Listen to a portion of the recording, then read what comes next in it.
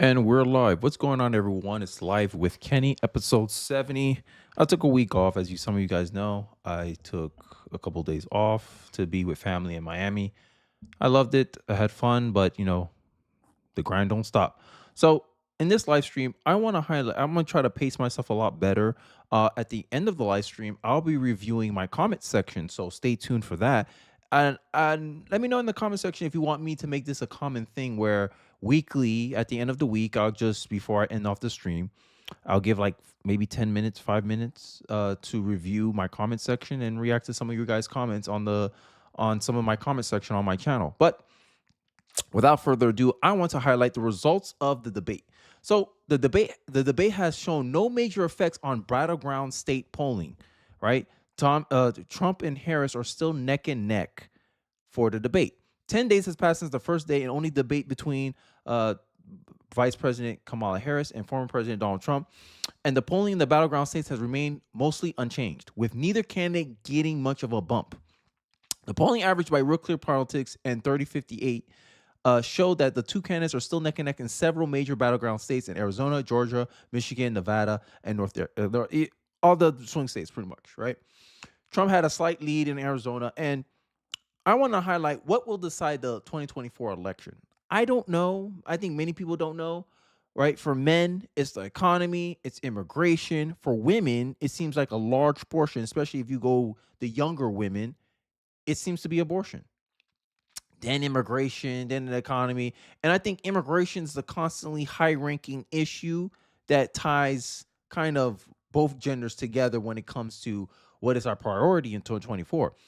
And the fact that the Biden administration, Harris, who was the border czar, who was in charge of the border, in charge of the root cause of immigration, whatever you want to call her, it highlights that I think that will be the deciding issue of the 2024 election. Uh, what voters think of Kamala and her policies and on immigration. Now, as you saw, the debates seem to have no effect, right? Everyone's saying Kamala won the debate. And like I said, I think I gave all my commentary when it came to the debate is that I believe that if you think Kamala Harris won, it's because to you, you went mostly based on presentation. She was more composed. She seemed less more in the know-how. Okay. But if you think Trump won like I do, I think Trump won, you were more focused on policy. Hey, he questioned her. He asked her, he pointed out, hey, you want to be tough on the border, but you're stealing all my policies. You're essentially becoming me. Why vote for her and instead vote for the original thing, the one who started everyone's concern on the immigration issue, Donald Trump? And this is the funny part that I think about all the time is that Kamala Harris is trying to present herself as the change agent, but here she is, right, on the debate stage trying to present herself as some different version of Trump. And many voters, and you're going to see as I go through the stories, many voters don't trust Kamala Harris. And I think that's the biggest thing that will decide this election, trust.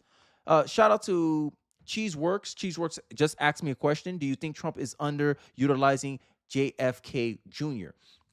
Well, there's a lot of things JFK could do, but I think for the most part, I think he'll deal something with the Department of Health.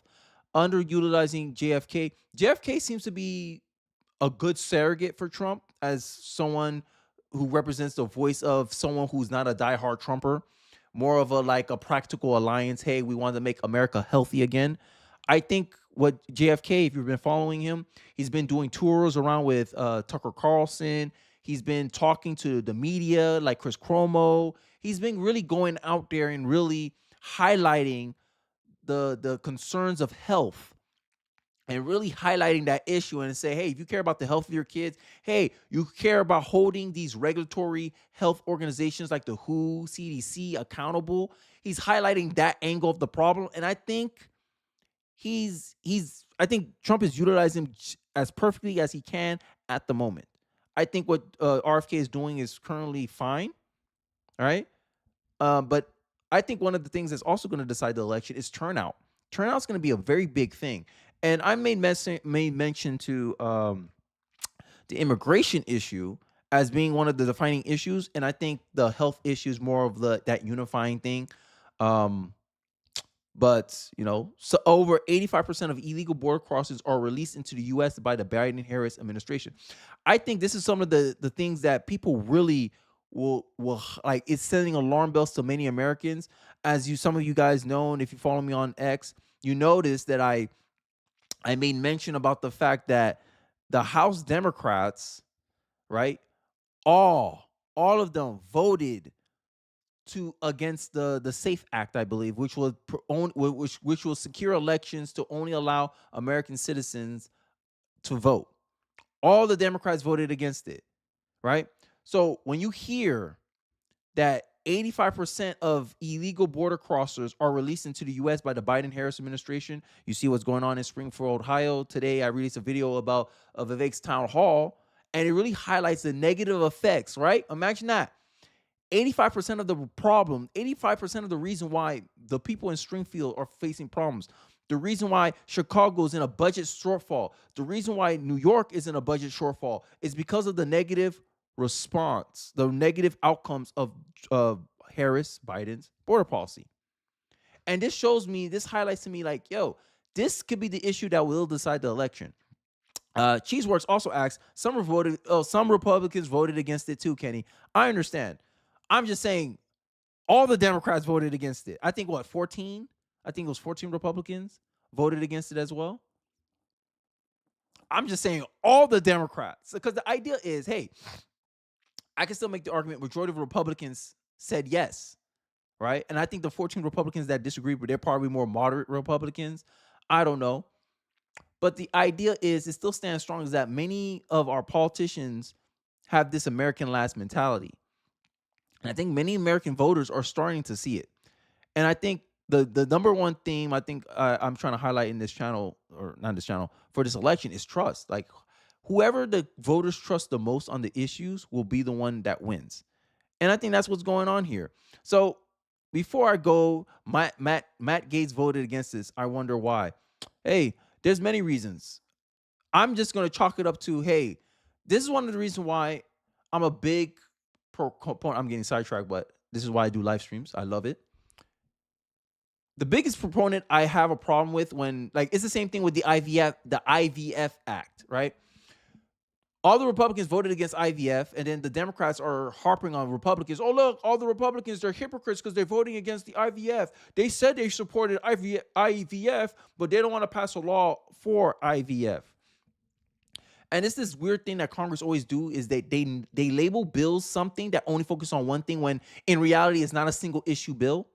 And that's what I want. I want single item bills to be passed. Like, yo, can we just have a bill where it's just one policy, one thing, and have everyone vote on that individual bill? But I think it will take too long. So they do these big omnibus bills. And Matt Gaetz said, oh, I love the idea of securing our election, or securing our borders. Securing our election. And then there'll be like one thing in there in that omnibus bill. Matt Gaetz finds, he's like, I can't support this, right? And this is my issue with Congress. Like, it's like politicians go out of their way to make the government less efficient. This is why I'm a big proponent of the idea that Elon Musk pitched to Trump, and Trump took it. This is one of the reasons why I think these little things is what will decide the election, in my view, is that Trump is willing to hear people's ideas and take it on his platform. Oh, Elon Musk, you want a government oversight and efficiency committee? I like that idea. I'm going to implement it in my administration. Every American who hears that policy will be like, yes, the government does need to be more efficient. This is one of these things. Why the hell do we have 10,000 bills, and then on the top, whoever's the one who's chaperoning the stuff, he wants to name it, oh, let's name it something so that way optically we can act like the Republicans are against it. IVF bill, but in the bill it says something about we're going to spend $2 trillion on climate change activities. And you're a Republican going, this is not going to help anything. I'm voting against the bill because you put this pork belly wasteful spending in the bill. Right? But this is the game of politics. And the reason why I always say it, show me the incentive and I'll show you the outcome. This is what will decide the election. Incentives will decide the election. If America if the American voters keep giving incentives where we don't look into the bill, if we don't look into the bill and say, yo, single issue stuff, just put one thing only on the bill, vote on that. Vote on things that you can agree on, Democrats and Republicans. Stop doing all this. I'm trying to fit in my ish in 1,000 pages of a bill, and hopefully it get passed with the rest of the crap. And this is the problem. Too much deception in politics, right? Too much dishonesty. Oh, Cheesework. Don't worry about it, Cheeseburg. Like the stream, y'all. I didn't know they did that, Kenny. LO, I'm so dumb. Omnibusville sounds so stupid. Yeah, but it's so easy to sneak stuff by the American voter. And this is what I'm saying. There's a lack of transparency in the U.S. government. And in my view, if you want transparency, you have to vote Trump, bro. Especially that he's so open to hear what other people like suggestions. Like, bro, to me, the candidate who's more likely to reform and change the government is Donald Trump, even if it's by a little bit, right? It's better to get a percentage of something than 100% of nothing. And as I see Kamala Harris, I can't trust her. She's more of the same. All the old style Republicans that I don't vibe with, I don't see myself in, I don't agree with, they all endorse her. How can you spin that Kamala is the change candidate? This is the kind of stuff that will change, that will decide the election. The young vote will decide the election, but people ain't falling for it. CNN gets dragged after shirtless MAGA boat parade dude educate their field reporter. Now, I saw this story and I was dying. This is a funny clip. Wait, hold on. Let me get the video ready for you guys. Yeah, but this was a hilarious clip. So let me give my voice a little break and let's watch it together. Most important issue. The economy, getting the interest rates down, getting it to where we can afford to live in America. Right now, it's too expensive. Okay, now let me maybe ask like a slightly impolite question. But, you know, if you can afford a boat, you're not hurting so bad, right? Because a boat costs a lot of money and it's a lot of upkeep. Listen, nobody gave me shit. I earned everything that I've got. I'm retired military, retired power plant, and I am successful and retired. Nobody didn't give me ish. And this is the problem with the left. They think everything is about handouts. Oh, you're doing so well. Why you make enough money? Enough money is a subjective term. If my monthly expenses is $1 million a month, it doesn't matter if I make $15 million a year. You're gonna look on paper and say, "Oh, you make a lot of money, Kenny." And I'm like, "Bro, I'm living paycheck to paycheck. My bills are $1 million a month. I only make $15 million a year." But you're still making $3 million profit. No, I don't, because taxes take almost half my money, 30% of my money. Like, make it make sense to me. I always ask myself, and this is a funny kind of like paradigm shift. We all, the left always claim they hate discrimination, but isn't progressive tax bracket discrimination in and of itself? Hear me out. Couldn't you technically? How many rich people there are in this country? Under 1,000, depending on what bracket you use. Let's use billionaires. There's less than 1,000 billionaires. If I told you, hey, we made a law that discriminated against a minority group, which is 1,000 people, right? Like the black people are only 30% of the population. We call them a minority group, right? So rich people are an even smaller minority group, and we're creating laws that discriminate against them. We tax them more money for their labor. While if we told a middle class or low income person, hey, you got to pay me 50% of your money, everyone's against it. Make it make sense. If you go to a person and say, hey, can the government take half of what you make? No, I don't like. No one likes it. But for some reason, rich people, these guys are making $1 billion a year. They can afford to pay half their money. But on principle, is that a right thing to do? You know what they say? If you don't fight injustice for one, if you don't fight injustice for another, when injustice comes for you, there'll be no one to stand with you. It's the same argument here. I like this guy. He just destroyed our whole point. Like, no one gave me nothing. I created this wealth. Retired and with boats, jet skis, because I did it right. And everybody has that chance. Whether they choose or not, that's up to them. I would never try to take anything away from you in that way. But what I'm asking is, groceries are probably a smaller part of your budget than, say, someone who's like a little worse off. I think it's interesting that people who are a little bit more comfortable are still so concerned about the economy. Did you see what I'm saying? Because I want my money to go further. I want inflation to go down. I want interest rates to go back down. Yeah, no matter how much money, like, because end of the day, this guy to be able to afford a boat, he's either a high level executive, maybe he has his own business. St- Inflation affects his expenses, buying stuff, buying equipment, employees. It'll be harder to retain employees at the income that he's paying them is because of inflation. If an employee say, "Hey, yeah, big boss, I know you got a boat, I know you got this, but the way inflation working, I can't maintain my family with this income. You gotta give me a raise." He's like, "I can't afford to give you a raise." Then I had to go somewhere else, and he's losing employees. Like it's so shallow how these reporters, how a lot of these liberals think about the financial issues. They think they can just press a button and we fix everything. They don't see, and this one thing I like the difference between a capitalist and a socialist. I always say this: capitalists understand that we all are dependent on each other. We're all interdependent. There's a reason why we work for businesses. There's a reason why we work for the capitalists. Technically, right? The socialists always complain, "Oh, the country was built by the workers," but the capitalist is the one that had the plan. All you were was a cog in a machine to build out that plan. If Jeff Bezos never existed in the world, Amazon would never be. But all the workers that's working at Amazon, they'll be working somewhere else. You'll be working in someone else's plan. The man with the plan gets all the money, right? That's why leadership matters so much. And the idea that the left, they always want to put this perception that, oh, you're not affected by it. You shouldn't be complaining. Like they give their subjective framing on events and they try to be like, they take this condescending tone. Oh, I find it interesting that someone who's making as much money as you is worried about inflation. Superficial thinkers. That's why sometimes I think to be a liberal, you have to be a little bit more selfish, right? A little bit too self-centered in a way.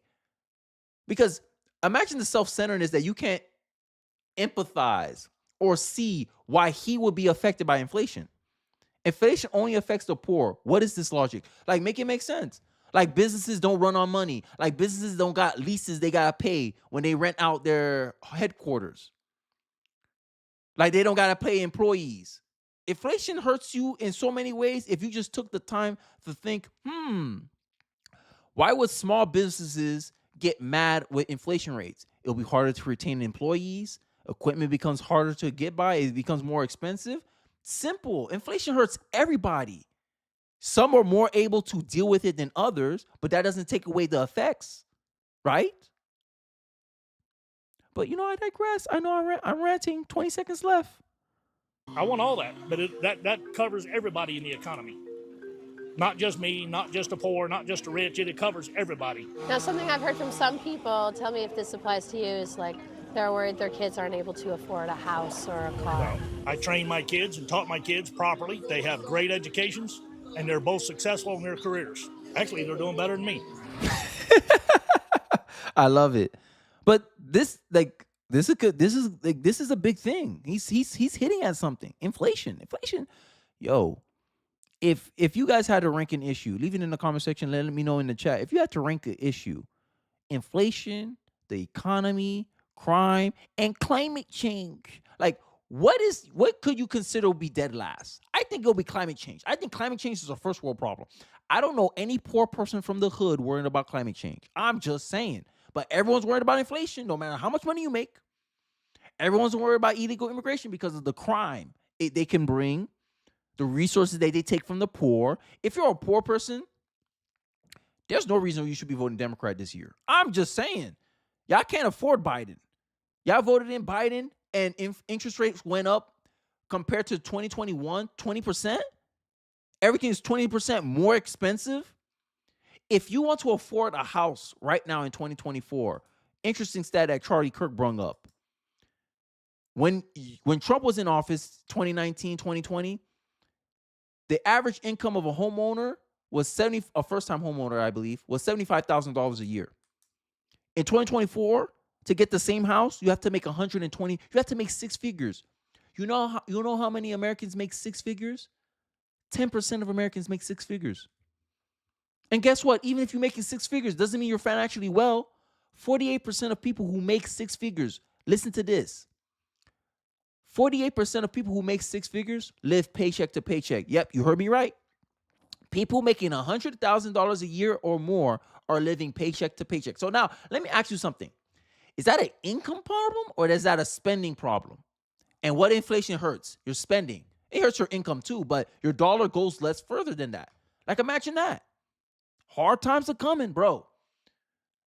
Cheeseworks says the economy is first for him, then then the border, foreign policy, crime, education, climate change, abortions last for him. For the woman, it's flipped. I'm sorry, I'm joking. For the left, it seems like it's flipped. Abortion seems to be the number one issue. Then it's climate change. Then it's education because of misinformation, which is pretty much any fact or inconvenient observations you make about things that hurts the left-wing worldview.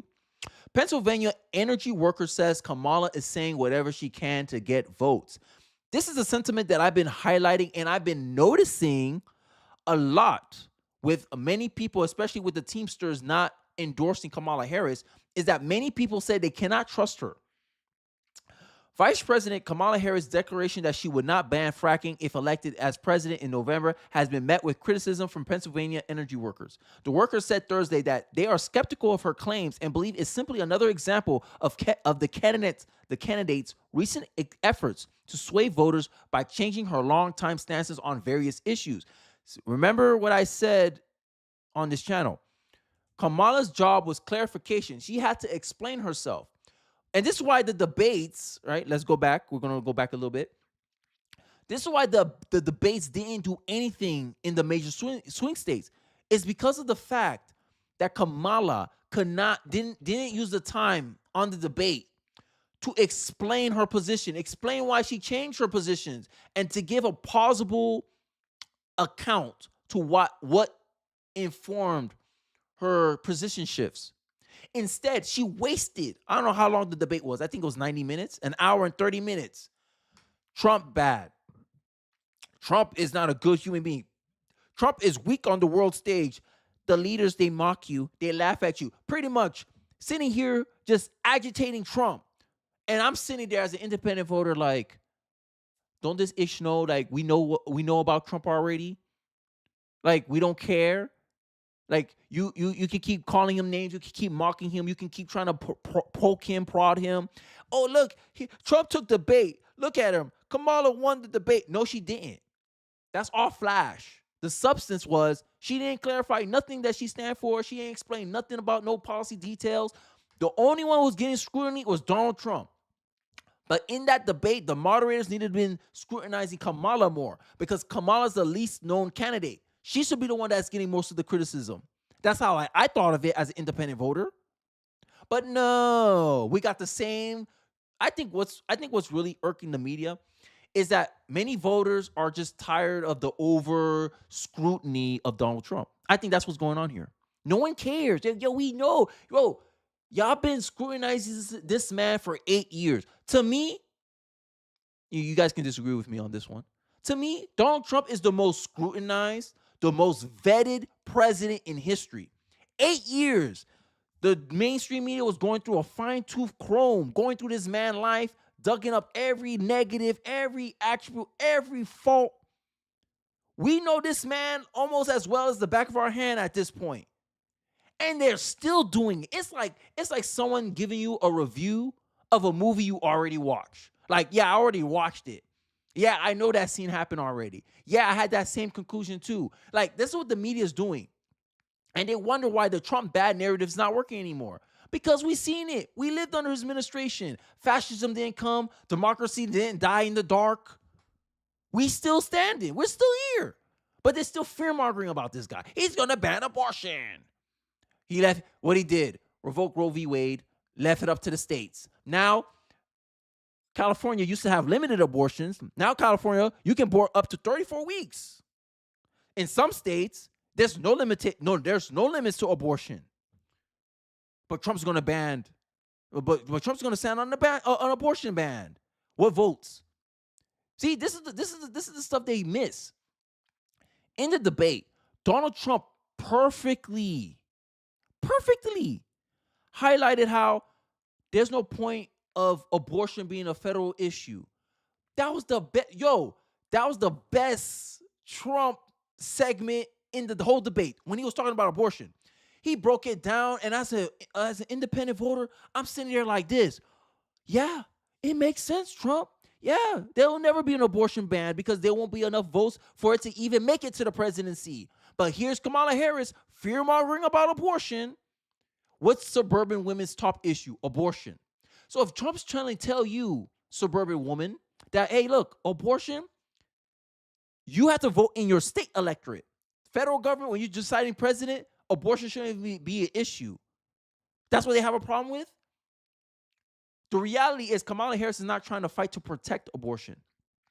She's fighting to push abortion. That's the problem. That's it. Just say, hey, we want to pass an abortion law. That's all you have to say, Kamala Harris. Stop making it about Trump. And that was my biggest issue with Kamala Harris. And this is why I said Kamala Harris lost the debate. This is why I say, even if I agree with you that Trump didn't win the debate, Kamala didn't win the debate. It was a tie at best. Number one, it's either Trump won, it's a tie, or it was a wash. That's my pecking order. So, like I said this again, what will decide the election, Kenny? Trust.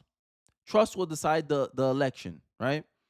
And one thing we need to work on is with young people, right? And before I go into the next segment, I want to go into the chat because I saw Cheeseworks, sorry. The fact that the Teamsters won't endorse her is a huge in on the Rust Belt states. It could be a devastating blow. It could be.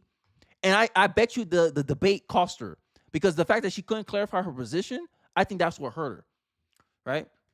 So let's get back into it. So next segment, I'm talking about the Penn State because the youth vote is going to be a very, very important, like, to me, this election, another thing I think that will decide the election is turnout. How much turnout can either side get? Who's going to have the most enthusiastic voters? At first, like, Trump had the enthusiasm gap on lock compared to Biden. Kamala, I don't know, but all the recent interviews, the Oprah interviews, the Congress people hearing, exposing the effects of her policy and how she tried to hide the border disaster that she oversaw. It's going to take a while before we see any data really expressing that. But Charlie Kirk went on this thing, the Turning Point Action, which is this organization where I think this is the hardest I ever seen conservatives really push a get out to vote effort. Because get out to vote usually was something that the left did because the conservatives felt like they didn't have to do it. But Charlie Kirk realizing, hey, we can't take nothing for granted. No stone left unturned. This is a very smart play by what Charlie Kirk is doing. He had a bunch of college students in mega hats, a lot of them young men. And I wanted to just highlight that because look at the pictures. My goodness. I didn't expect to see so many mega hats in a college campus. Penn State shut off the mics of a You're Being Brainwashed tour event featuring Turning Point Action's founder Charlie Kirk as well as senior editor at Human Events Jack Posobiec on Thursday. The event speakers switched to megaphones. According to the post from Posobiec, the school cut the mic that the political commentators was using at the event. The school has a policy against amplification, but the crowds of the students was so large that the extra help to carry voices was necessary. Imagine how much students they had. This is a good sign. Great sign. They can shut us. They could try and shut us down, but they will not silence us. USA chants on a college campus? What? USA! USA! USA! You guys hear that? That's a sound of hope, right? That's a sound of hope. Oh my God. That's a sound of hope. The Turning Point Action, if Trump wins this election in 2024, Charlie Kirk deserves the biggest props because this man, like, what he said is, if you can get 10 people to go out and vote and 1,000 people do that, that's 10,000 votes right there. Just by making sure 10 people vote. 10 people, talk to 10 people get them to go vote. I'm going to try to do that, right? Either through this channel, in my personal life, trying to convince my mom, but my mom is a diehard Democrat, so no promises there, guys. But these are the kind of things that, in a way, even though it's a small ripple, you don't think, hey, my actions it's insignificant. I'm only going to get one extra person to vote for Trump. It ain't going to change anything. You never know. Because at the end of the day, what led to Trump winning 2016 was stuff like this.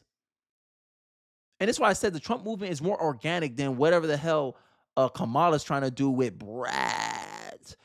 I don't got no Freedom Tunes cartoons for you guys this time. Sorry, but uh, before I move on to this, like, because not obviously I gotta show you the lib. Obviously, I gotta give my voice a break, right? Because Charlie Kirk apparently, a woman tried to flash, like subtly flash Charlie Kirk. It's going viral right now, and I want to kind of react to it. I saw the whole thing already. Let me make sure it works. But before then, I want to go on a comment. What is your biggest issues with Trump, Kenny? I never hear you criticize him. My biggest issue with Trump. What is my biggest issue with Trump? My biggest issue with Trump. Interesting. What is my biggest issue with him? Uh, from a rhetoric point of view, like I wish he was more articulate. Really, policy wise, it's really hard to disagree with him. I think I think he's taking too much of a government interventionist approach. If I had to give a criticism, for instance, he wants to do um, price controls on credit card interest, but it's hard, right? Because end of the day, he said it's temporary, but we all know with the government always say something's temporary, and then it ends up becoming something permanent. So my only criticism from Trump is that, to me, he's a little too government intervention-y, right? Tariffs, I can, if you can make the argument, I can agree, but on principle, I tend to not agree with tariffs. But the way that Trump articulates tariffs as a way of using it to replace income, that the no tax on tips, the no taxes on Social Security, the no taxes on overtime. His argument is, hey, Kenny, I need tariffs so that way I could supplement the income that I'm gonna lose by giving Americans no tax on tips, no tax on overtime, no tax on Social Security. I need to somehow replace that without increasing taxes, and tariffs is a way of doing it. So, in principles, I tend not to agree with tariffs, but I can accept that explanation. Okay, I see your point. I think I can accept tariffs if that's the reason, if that's the rationale for tariffs. I think that's the only really disagreement I have. His rhetoric, possibly, I think he could clean it up a little bit, but you know me. Vivek is like my ideal candidate. So all of Vivek's strengths is essentially what I don't like about not Kamala Harris, exactly Kamala Harris, but Donald Trump. I think he could be a better advocator on policy. You know, I think he could go further, with the, hey, let's take out the Department of Education. But the reason why I hardly criticize Trump is that he listens to people. Trump takes on ideas that, like, for instance, the Elon Musk cost efficiency committee. It wasn't Trump's idea. Trump just took it on. Shutting down the Department of Education. That was originally Vivek's position. Trump took it on. So the fact that I see Trump has that willingness to take on new ideas onto his platform is one of the biggest selling point for why I would vote for Donald Trump, and why I do vote for Donald Trump. So hopefully that's some criticism that you can take. Record you debating with your mom for the channel, Kenny. Bruh, my mom be like, you do YouTube? You're supposed to be focused on work. I think my mom will tell me that, but nah, I don't want to dox my mom. But I digress. I went on a little tangent there, and I'm making good time. I'm 30 minutes in, I'm halfway in, and I almost got everything I wanted to talk about out of the way. So without further ado, I want to react to this viral video that Charlie Kirk did of a girl trying to get his channel banned by showing her nipples on. It was live. Apparently, she was doing it like she kept tugging on her shirt. You'll see as the interaction goes. I might skip around, but yeah, let's go. Did a hater try to flash Charlie Kirk to get him banned on YouTube? Let's check out this argument that she's doing and see, obviously the libs, and they struggle to articulate themselves. So let's go. Do you feel proud of yourself for debating college kids who are unprepared to speak in front of an audience like yourself? Hold on. You're 30 years old. We can agree you're 30 years old, right? Do you think that's a little bit silly? Are you a voter? I am a voter. I'm a registered voter. I vote and you vote. So I'm talking to voters of this country that will determine the future of Western civilization. Imagine that. I a part of me can't stand it because I was taught at 18 I'm an adult. I'm responsible for my own decisions. I'm responsible for anything that happens to me. If I make a bad choice, it's on me to fix it. It's on me to, I made my bed, I lay in it. And the fact that a lot of these college students, they like to project themselves as children. Oh, we're just kids. Oh, Charlie Kirk, you're arguing with kids. but you're old enough to die in war. You're old enough to live on your own. You're old enough to vote, but you still want to be treated and coddled like a teenager. Like, make it make sense. This is why college is starting to lose respect. Like, imagine, first 26 seconds of her opening her mouth already got owned. Ridiculous. That was my hometown of Pittsburgh, of Pitt's campus, Kenny. I wish I could have went to see Vivek. Yo, the way Vivek handled this, it was awesome. I really like this style. And I think what Charlie Kirk is doing is smart, so smart. And I think this is what we need more. This is the new blood conservatives. This is new blood conservatism, you know? Because we're tired of doing the old way of things. This is the new wave. Right? You got Vivek, you got Charlie Kirk, you got girls trying to flash him on. College is wild. I don't know what is going on in college and college girls, but there was another video. I think it was Vivek trying to explain why poverty happened, why people are poor in America. And there was this lady, she has some assets, I'm going to say it like that. And her high beams was on, if you get my reference. Her high beams were on. So I'm like, yo, do these women not wear bras? Like, what's going on? Like, they came out today from Charlie Kirk. I don't understand. I'm just saying. I see this girl trying to subtly flash him. Girl come up with no bra on. She got big boobs. I'm like, what the hell's going on college campuses? But I digress. Let's get into the video. I digress, bro. That's what I'm doing here today. Yeah? Wait, hold on. How is it any different than a professor talking to you? Than a professor talking to you? Who are you? Well, important enough for you to come up to a microphone. Actually, when I first saw this ad, I thought it was like an improv comedy thing. It looked so ridiculous that I didn't even think it was real. Can't even roast. Well, no, you could see. Look how popular Trump is on your campus. How does that make you feel? That's not comedy. That is a 5-alarm fire for Kamala Harris, because she's probably going to lose Pennsylvania. Look, I pray Pennsylvania goes red. I pray. Because to me, when I watch the election night, I don't know when election day falls. I think it's on a Friday, maybe, I think. I'm going to check. But I'm going to do a live stream live. And to me, that's the state I'm going to watch. To me, if I see Pennsylvania go red, I'll feel very confident about Donald Trump winning the election. All right? But, end of the day, humans, we like I said, we're both thinking creatures and feeling creatures. Sometimes the rational choice is not always the choice that people make. So, end of the day, we could all speculate. We could all try to predict the future. But end of the day, we're all just, waiting for the results to come in.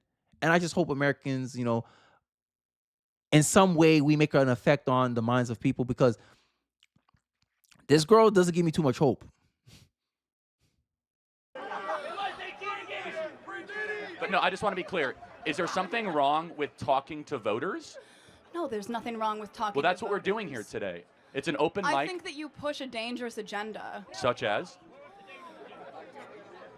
Your stance on abortion rights, for example. Here we go.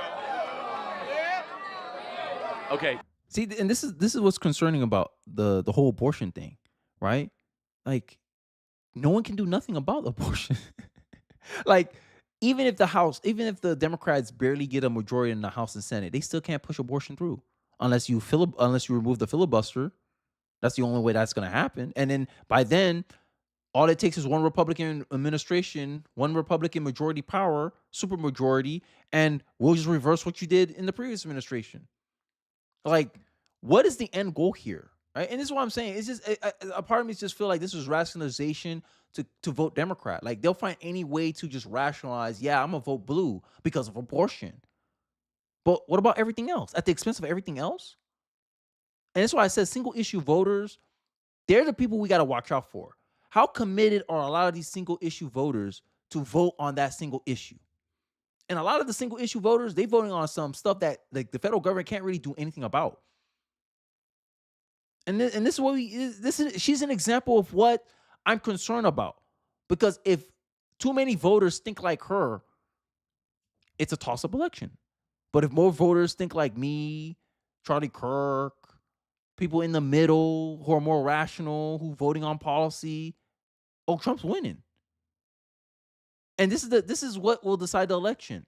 How much more people are thinking like Charlie Kirk versus this woman right here who's trying to flash him to get him banned off YouTube? I digress. So let me ask a question. What is your name? Gene. Gene. And what is your understanding of the current Republican Party's stance on federal intervention in abortion? Well, I know that they want to bring it back to the states, right? So it sounds like you do know that the Republican Party's current stance on abortion is they're against a federal ban on abortion. I do And we're understand talking about that, a yes. presidential election as the Yes. important election that we're talking about here. I understand that, yes. Great. So, again, I think this open dialogue is great. I think it's great you're here challenging Charlie, and I think it's great that he's willing to travel campuses across this country to talk to the next generation. We need more conversation. Now, where's the disagreement, though, on content? Because you could criticize style or why you're talking to people Listen, or dunk on someone personally, but where do you actually disagree with I the agree substance? with the way that you edit content and specifically frame it so that people look bad talking to you. The way that you edit your content. we post unedited content. Let me just ask you one thing though, because personal insults can fly in all directions. Where is an area where you have a disagreement with the conservative movement, with Donald Trump, with Charlie Kirk, perhaps with myself? I was a presidential candidate last year. I think we need to talk about that more in the open, and the more we do, the stronger our country is going to be. And that's the funny part when he highlighted, hey, what's the what specifically on the content? Like no flash, no style, no personality. What do you agree with? And a lot of times it's just like a go along to get along. Like it's almost like a herd mentality. Oh, the media said I shouldn't vote for Trump. Hollywood said I shouldn't vote for Trump, so I won't vote for Trump. And that's the idea that I'm getting. And it's like I'm always thinking to myself, how the hell can we break that bubble? She does not watch Charlie Kirk videos. She doesn't. But she's just out here. She sees a bunch of people in mega hats, and then she's like, oh, these are the people I'm supposed to stand up against. These are the evil people the media and Hollywood told me about. And they're going to come and put me in jail because I'm trying to get an abortion. Like a figment of their imagination. And it seemed like this is what a lot of Democrat voters are voting on if they vote for Kamala Harris, in my view. Right? But let's continue. Let's continue with the video. We got a long line of people, but I want to hear from you. One substantive area where you have an authentic disagreement, and I'd be glad to address it. I'm sure Charlie would too. Just in Anything. political. Relating to any political Look how topic she where struggles. you have a disagreement. Let's air it. Okay. I disagree with some of the laws that are being pushed in Congress that are against the LGBTQ community and the trans community. Okay, so let's talk about that. Narratives I'm and gonna give talking you my points. view, and then I want to hear yours. Okay. My view is that if you're a fully grown adult, 18 or above, you're free to live how you want, dress how you want, marry who you want if you want, if you're Okay. over the age of 18. I agree. But you are not free to indoctrinate children in schools who are not yet of the age of consent. You are not free, just as you're a 17-year-old or a 15-year-old can't get a tattoo on their own, I don't think that you should be able to go or until the age of 18. Yeah, you can't castrate your kid until the age of 18. Like, come on. Stop teaching. Like, this is the kind of stuff like, okay, hey, this is the actual position, right? And what she's been fed is a narrative, a perception, in my view, an imagination, right? Seneca, famous man, very smart man. People often suffer from imagination than from reality. The reality of the conservative view on transgenderism is, hey, this stuff is unproven stuff. This stuff, there's no data, no basis for justifying castrating children. There's no evidence to suggest that a man can live as a woman. There's actually data that suggests that even if they do gender reassignment surgery, they still have a high suicidal rate after the surgery. So all you're doing is like, what's the purpose of the surgery? The surgery's not even doing, just so the person feels good before they go kill themselves anyway. Like, make it make sense. And conservatives believe that there's a different way to manage, cope, and solve the gender dysphoria problem. And many gender dysphoria, there's a high correlation with other mental health issues. But here she is, oh no, we don't agree with some of the laws. And all the talking points, she just gave a bunch of talking points, fluff. This is what I'm talking about with voting on imagination. People are more frightened than hurt. And if you look at the messaging that the Democrats love to push to their voters, it's a message of fear. Trump bad. Trump a Nazi. Trump is a threat to democracy. Trump's a Hitler. Trump say he'll be a dictator on day one. Everything is catastrophic. Doomsday. This is the kind of messaging that they send to Democratic voters. Republican people who's going to vote for Trump, they're going to be like two kind of people. Happy, joyful, optimistic about the future, knowing that it's not too late. We can still fix things. We just got to try something new, different. And then you got the logical people who are like, well, I may not like the guy, but my life was pretty good when he was running things. Let's give that a shot, because if we keep doing the same thing, we're going to fall into some bigger ish. Things went to hell in a hell basket. The media said that Trump was going to start World War III. Looks like Biden's the one that's starting it. Looks like Democrats are the one who's starting it. Those are the two kind of people voting for Trump. That everything the media said that Trump was going to do, Biden's doing right now. Oh, Trump, we had to clean up after Trump. What do you mean clean up after Trump? 1.4% inflation rate? That's what you had to clean up? When Trump was running things, even with COVID, Trump had COVID. See, Trump got a legitimate excuse for why the economy was bad in 2020. He had COVID. That was COVID. What's your excuse, Biden? You got the vaccines, right? You had more information on COVID than Donald Trump. And you still F this up? Make it make sense, guys. Make it make sense. Make it make sense. No logical reason why you should vote Democrat 2024. If you make less than six figures, hell, if you make less than $75K a year, you shouldn't even be thinking about voting Democrat. Because Democrat policies, Democrat governance made you 20% poorer than you were in 2021. Make it make sense. Highest inflation rate in 40 years. But you expect them to fix the economy. Like, no logical, like, if someone F up on the job, you fire their ass. So why we ain't firing Kamala Harris? No, Kamala Harris has the goal to say, even though I did a bad job, I think you should make me Madam President. Hell no. No logical person can get along with this. But they get people to vote for Kamala because of fear. And I think that's the biggest thing that could decide this election. How fearful is America? Is America brave enough to, despite all the negative messaging, all the fear-mongering from the Democratic Party, they still take a chance on Trump? I think that will decide the election. But I digress. We're getting to the interesting part where she starts tugging on her little thing. And side note, guys. I'm not into this new fashion trend of girls just walking up in this just barely anything on. Like, if she was like this, I would think she was naked. Like, I'm not a fan of that, right? Like, how easy it is just to nipple slip. Like, come on. Like, what is fashion becoming nowadays? Now it's starting to hard to tell who is, like, I'm gonna say the nice way, I can't tell who's the sex worker and who's just a normal girl because of the way they all dress. Like, when did this become fashionable? If I ever have a daughter, if God ever bless me with a third child and it happens to be a girl, I'll never let her out the house like that. I promise you. Hey, look, I'm just saying, this is how I was raised, right? I was raised by immigrants. They run a little more traditional than most cultures, okay? Even me, I don't got tattoos, you know. I had a tank top. My mom was like, "Why are you wearing that tank top? Go wear a shirt." Like, that's how I grew up. But this girl out here, come on.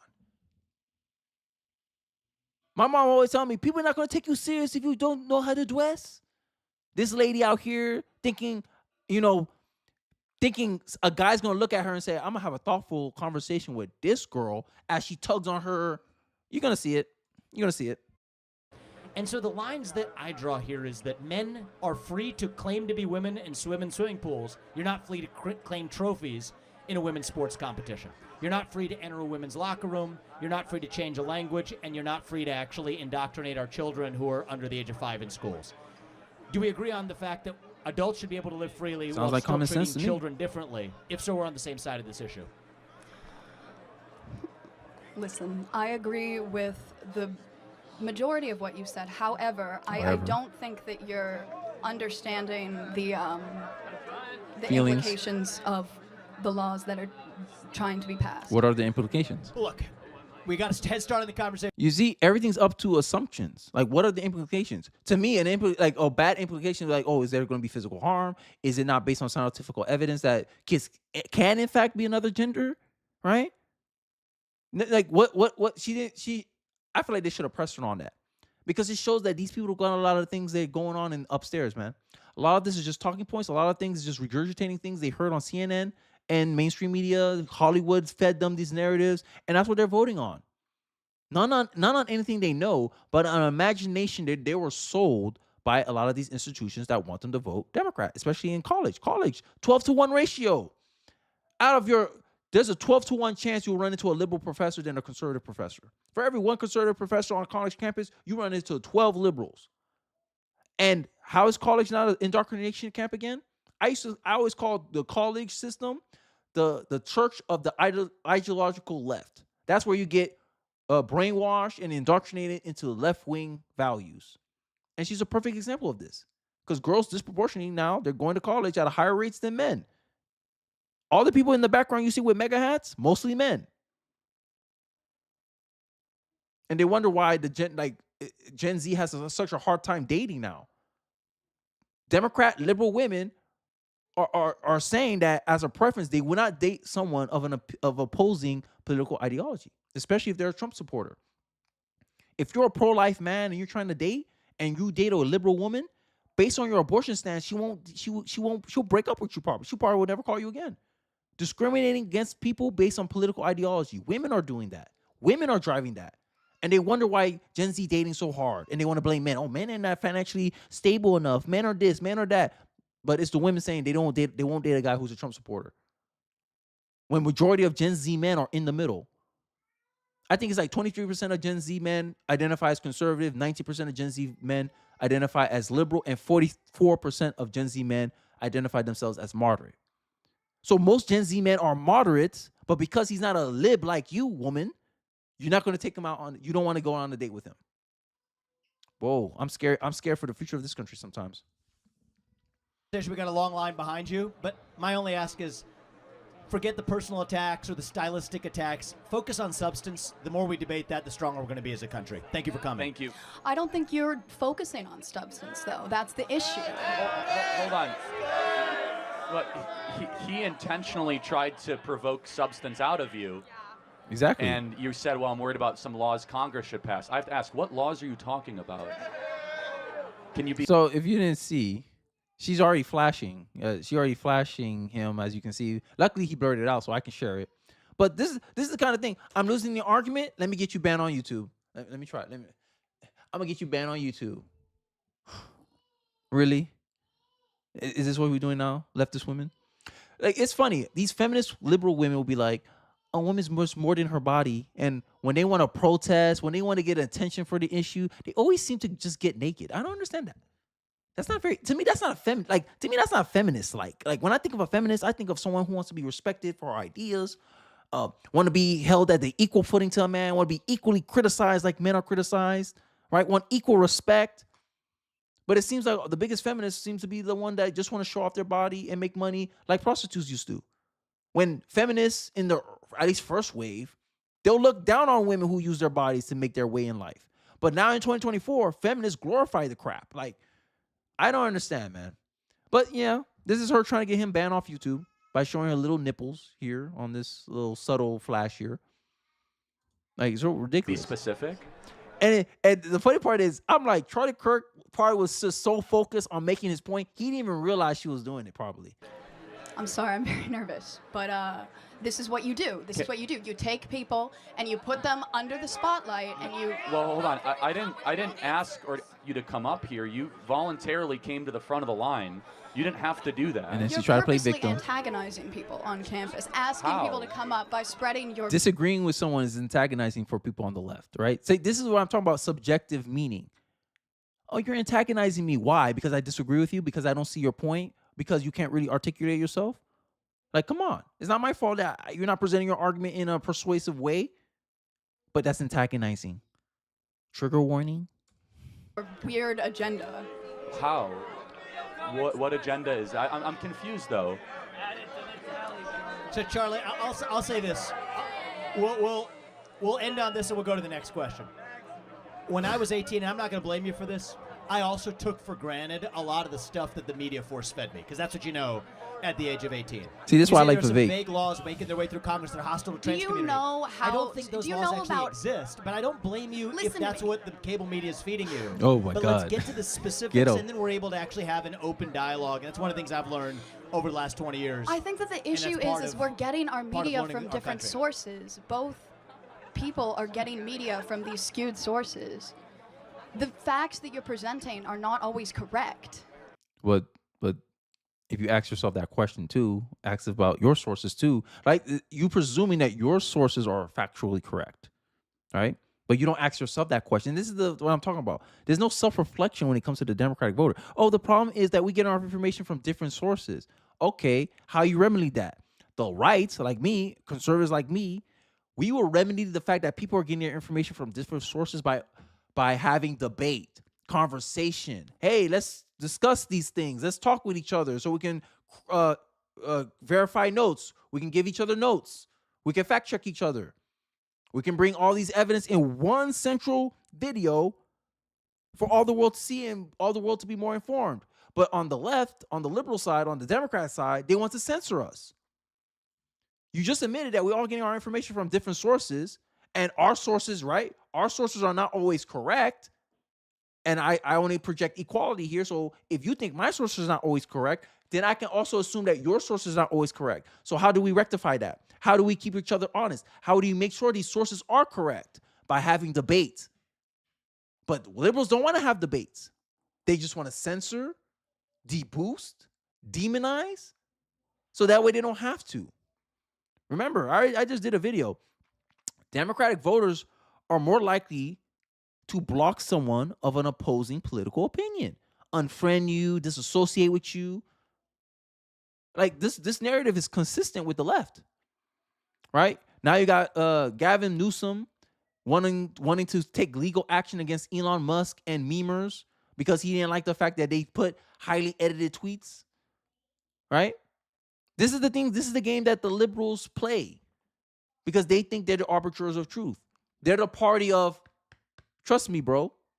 Let's take a look at this reaction from Gavin Newsom. I think Mr. Musk has missed the punchline. Parity is still alive and well in California, but deep fakes and manipulation of elections, that hurts democracy and the integrity of the system and trust. And we believe in truth and trust, and we think this law is sound and will be upheld in the courts. So do you intend to seek legal action, whether on Elon Musk or any of the proliferating Well, deepfakes the law asserts that many can seek injunction relief, and I just signed the law. I just signed 32 other bills on housing, and I haven't had a chance to review the specific lawsuit around a conservator. People will hear that, oh, he signed 44 bills on affordable housing. But did you know that, I forgot, Pete Buttigieg, I forgot his name. But he was responsible for creating internet in rural areas. And I think they gave him like $42 billion. And he only made, what, 2, 3, 4, 5? I think 5 of those things. $42 billion just to make 5. Like, to me, they're not going to make the houses that they think they're going to make. Like, this is the stuff that, like, government don't make any sense. Government, these people are not competent. Like, housing, the government trying to build stuff, they're so inefficient with building stuff. It's just so ridiculous, right?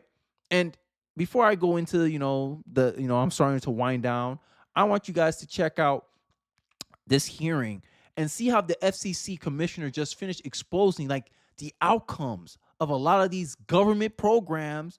And it shows you how there's limits to what the government can do. And the government pretending that it could do everything is one of the biggest problems that we have in this election. And I think this can decide the election, how realistic people are on expectations about what the government is capable of and not capable of. Let's take a look. In 2021, Vice President Harris agreed to lead the administration's signature $42 billion effort to extend internet service to millions of Americans. It's now been 1,039 days. 1,039 days, guys. Program was enacted. After all of that time, not one person has been connected to the internet. Wow. So I gave her too much credit. I said maybe she gave 7 people connections to the internet, 42. So imagine this. Let's play a game. If I gave $42 billion to a corporation to create a service or a product for me, how much you think they'll create? More than zero. But you let the government get $42 billion. They passed a law to allocate $42 billion of taxpayer money to provide internet for rural areas. And after 2 years, what was the result of that $42 billion? Nada, zero, zilch. So when Kamala Harris goes on her policy, when you go on her policy platform, and she said, we're going to dedicate $72 billion to affordable housing. As a voter, you're supposed to sit there like, oh yeah, just like you want to allocate $42 billion for internet for rural America, and then you spend 2 years doing nothing with it. Is that what's gonna be? Is that how it's gonna be? That's the reality.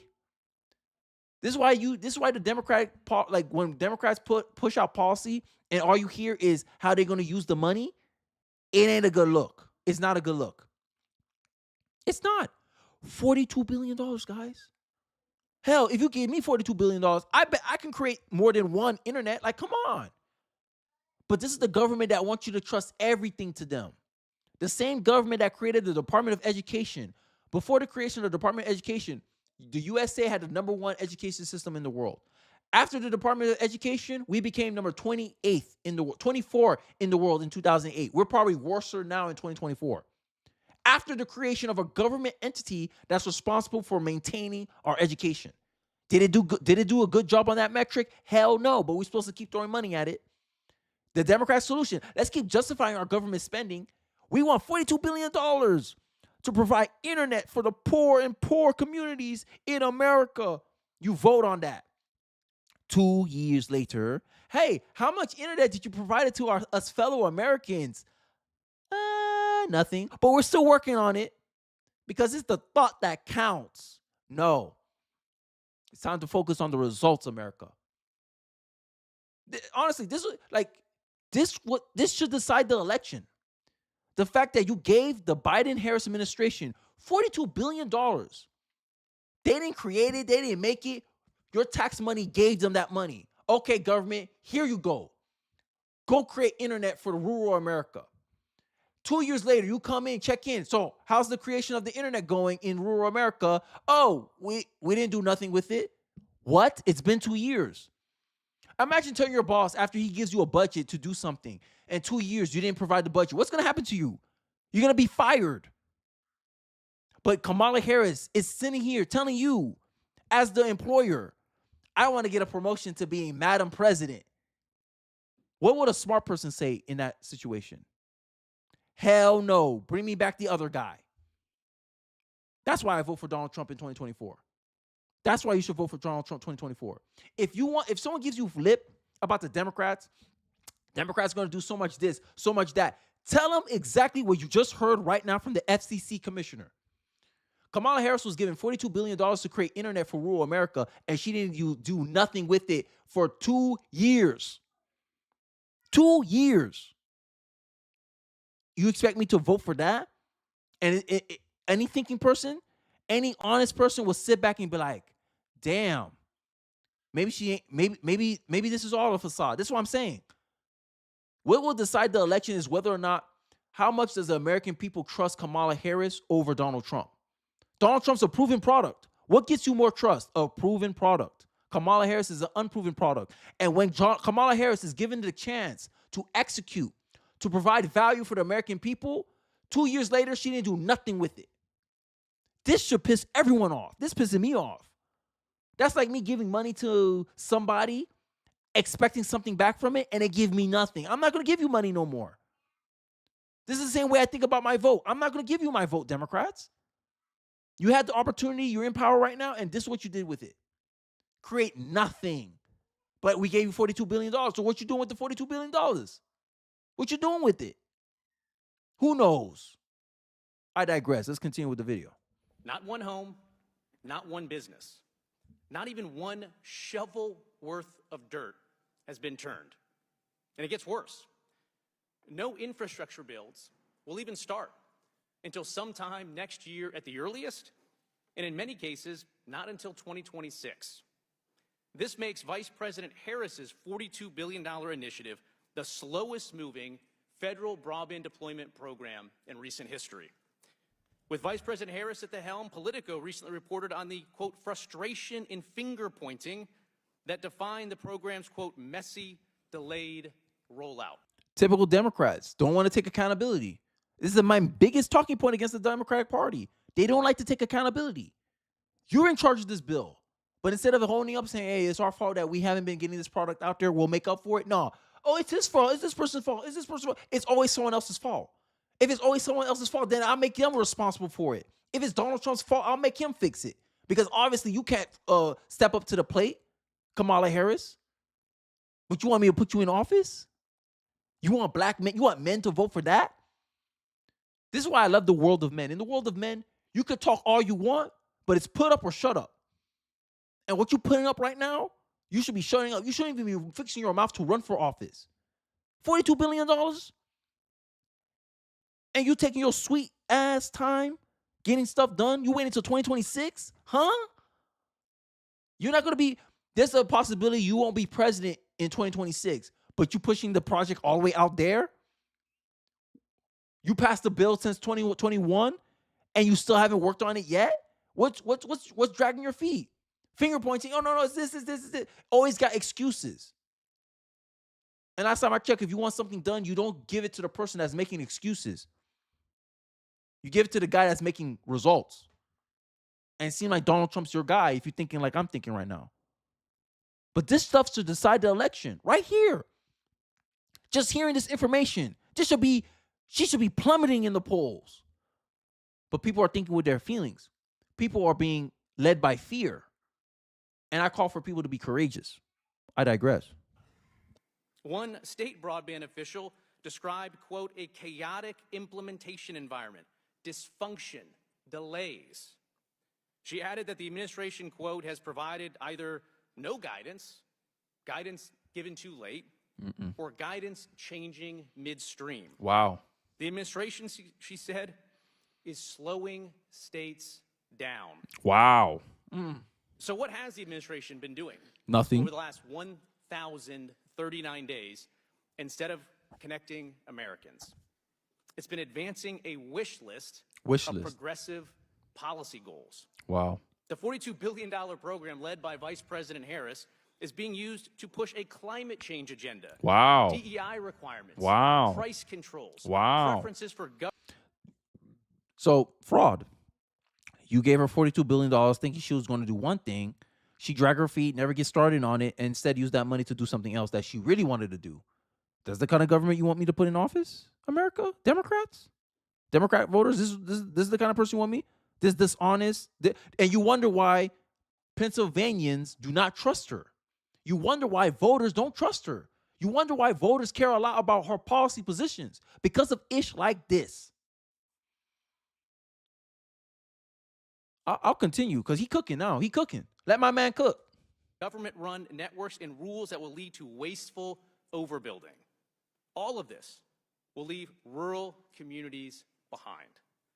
Frankly, it would not be the only time the Biden-Harris administration has left rural America behind.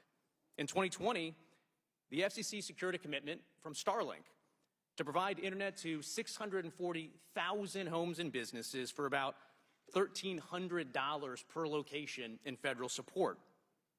But the government revoked that award last year after President Biden gave agencies the green light to go after Musk. The administration is now spending... Cut its nose to spite its face. The man you made a contract with to provide internet for rural America, he did something that you didn't like politically. Now you have to go, you sick your DOJ on him. Now it delayed something else, other commitments. Like the dysfunction in this administration. And you want me to promote his VP as president? Democrats, you out of your goddamn mind. Dollars on the penny to connect locations through its own initiatives. Senator Cruz released a report identifying entire projects where the administration is now spending over $100,000 per location for internet. So here's the bottom line. Absent major Wasteful reforms, spending. Vice President Harris's $42 billion program is wired to fail. It's time to correct course. Get rid of all the extraneous political goals and focus on quickly connecting Americans. In closing, I want to thank you again for the opportunity to testify. I look forward to your questions. Wow. That should end the, there you go. That should be the end of the election right there. Right then and there, that should be the end of the election. That should have decided the election. That showed me that Kamala Harris can't execute. Kamala Harris is not a good leader. She doesn't know how to have a vision, plan it properly, lack of strategy, and the ability to execute it properly. And you wonder why the economy, America, is in the state that it's in right now. Americans are asking themselves, who's running this country right now? Is it Kamala? It's not Kamala.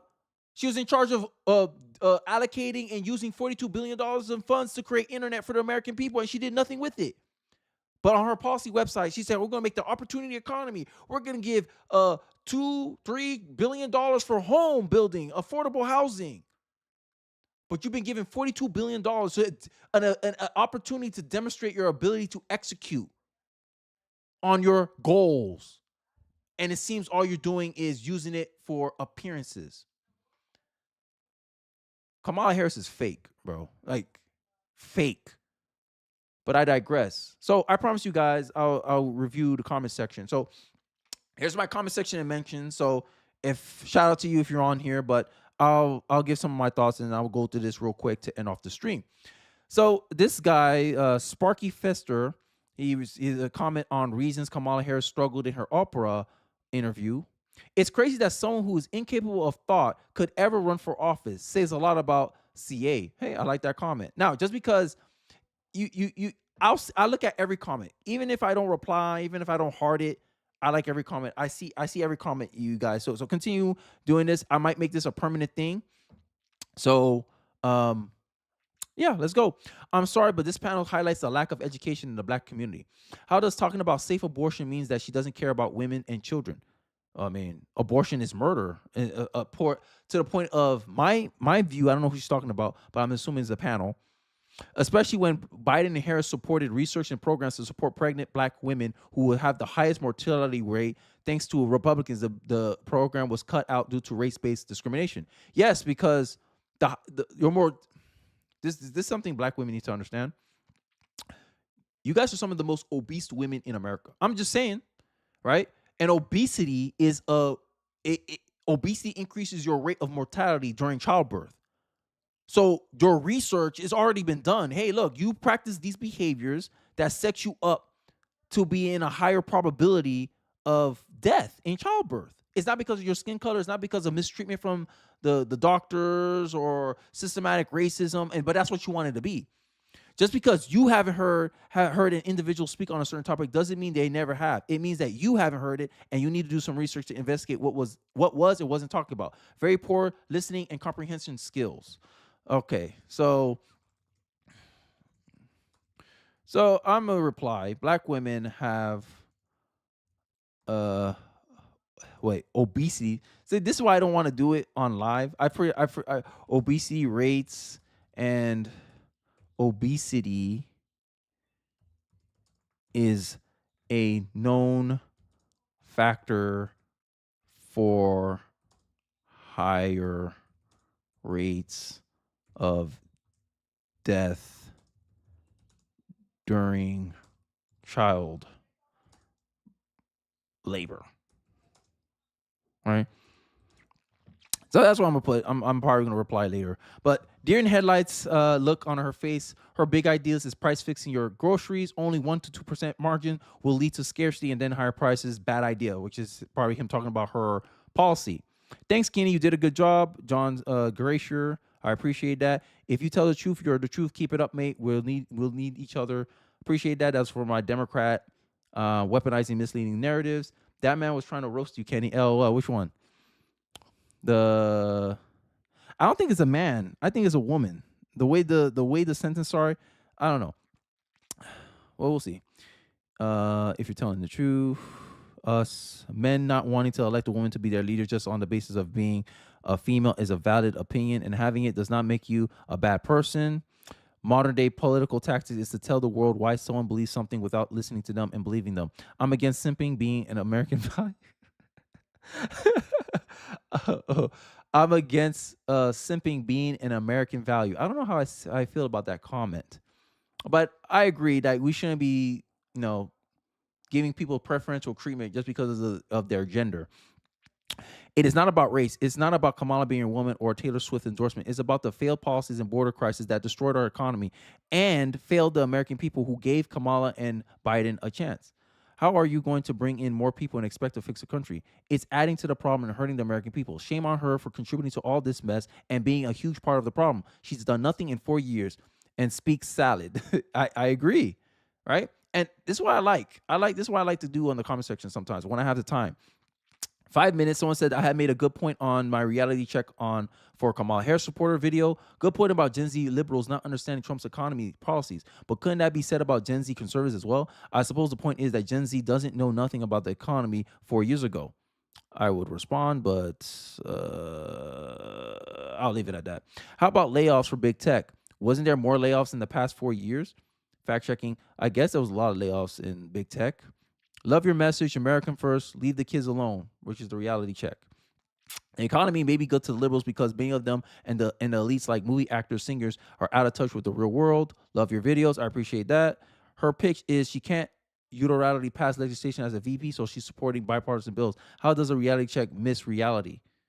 That's a good point. In a way, I suppose it's framing of voting for someone that will enact policies by executive order or through executive powers, right? Nice. New to the channel. Appreciate that. When you're right, you're right. Why support Kamala? Democrats, Trump bad. Exactly. That's pretty much the messaging for why many people support Kamala. And that's why I'm saying what will decide the election, right? Is it going to be narratives? Is it going to be feelings? Is it going to be emotion? Is it going to be how the candidates make you feel? Or it's going to be about results, policy, outcomes, feasibility, not desirability, feasibility. Because the road to hell was paved with good intentions, right? The good intentions is, hey, I'm gonna go after food companies for price fixing, and you destroy their whole business, and they end up going to foreclosure and shut down, and now there's shortages everywhere. But you had good intentions, but look at the results. So what will decide the election, America? You let me know in the comment section. I appreciate you guys watching to the end of the live stream. That's all I had today. Hope you guys enjoyed your weekend. I appreciate everyone who came out and watched this show live. I appreciate your reactions. I appreciate your guys' comments in the comment section. Let me know what your thoughts. Let me know what your favorite segment was. Let me know what you think will decide the 2024 election.